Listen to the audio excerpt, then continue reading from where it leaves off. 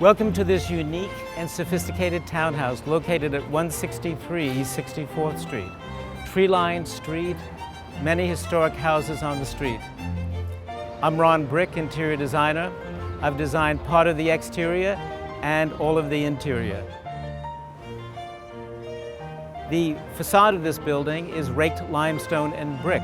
It was recently restored by the craftsmen that worked on St. John the Divine.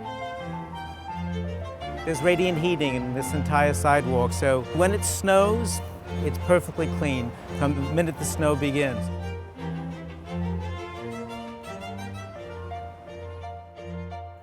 Entering the house, you come into the marble entry hall, which has hand-painted Chinese panels on the walls. The elevator is approximately a 3-person elevator. The floor is an inlaid floor. There's a trompe-l'oeil putti in grisaille on the bottom. The domed ceiling is painted like the sky.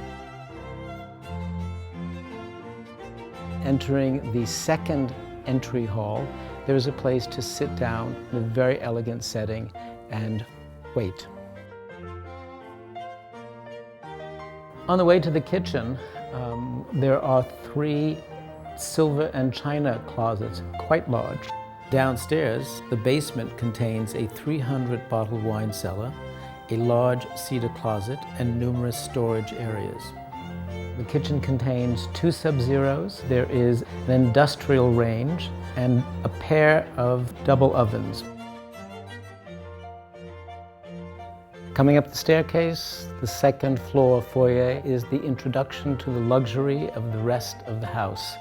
The grand Russian-style chandelier is a pivotal point in the room, and the niche, which is mirrored, increases the size of the space, creates a point to go into. It is also reflecting the staircase, which I think is quite nice. The living room here is called the music room. The owner is a musician and songwriter and had a brilliant sound system built for the entire second floor of this house.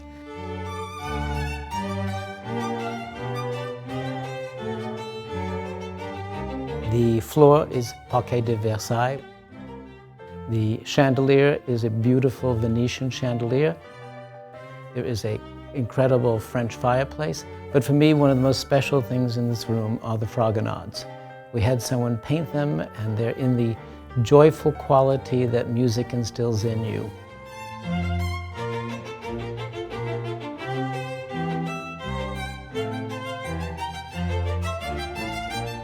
The bar is one of the favorite spaces in the house of mine.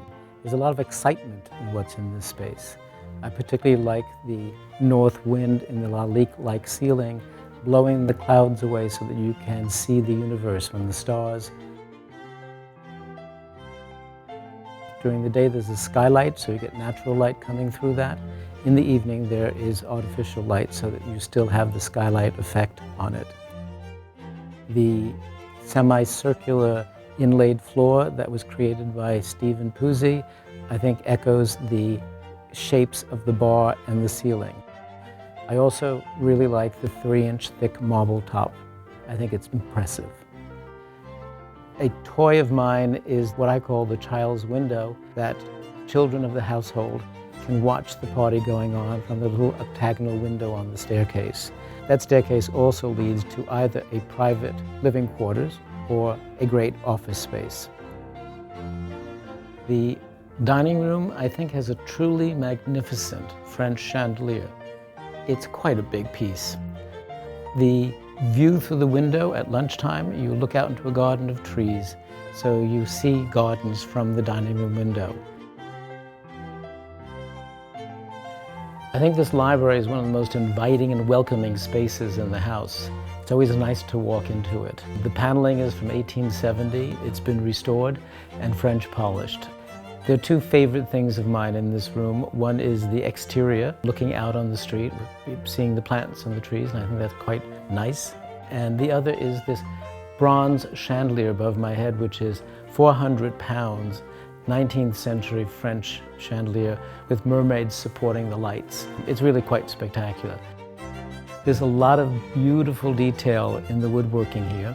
There is a wood-burning fireplace which has a inducer fan, as all the fireplaces in the house have. And there are monitors at different locations in the house so you can study what's going on outside. As you come to the third floor, there are two guest bedrooms. One faces the street. It's the most elegant. It is the largest. The second bedroom is a smaller size. It has a queen-size bed in it. It looks out onto the back garden. The exceptionally high ceilings throughout the house instill a feeling of extraordinary elegance and space. In the master bedroom, there are two great skylights. You can press a button in the morning and wake up with sunlight shining down on you. At night, you can seal off any amount of light coming from the outside. Great views, again, of the street. There is a wood-burning fireplace up here. The security system is on the television upstairs in this room. And there are two large mahogany cabinets that are built in. One contains the audio visuals, and the other contains clothing.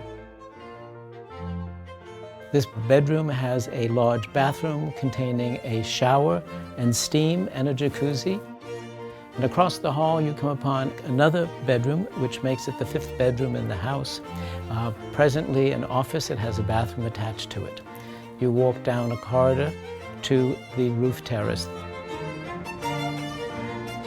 Not only do we have the plantings that surround this terrace, the terrace is surrounded by gardens. So if you walk up to any opening, you're viewing another garden. You have the tops of the trees, you have the trees that are down in the gardens. It really is a special place to sit. The mirrored arch is to repeat the arches around the other walls and create a hole in the fourth wall. It's just a beautiful place to be, day or night. In the future, 1,400 square feet can be added on the roof, and then a terrace put on top of that. If 1,100 feet is added on the roof, then the present terrace can be enclosed as a solarium. It's a lot of options for someone in this house.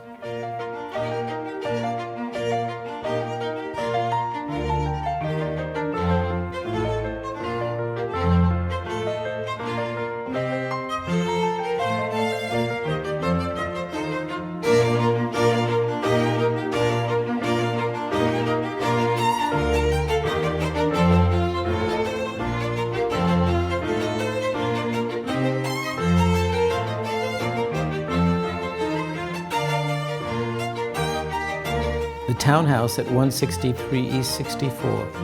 It's just an idyllic place in New York City.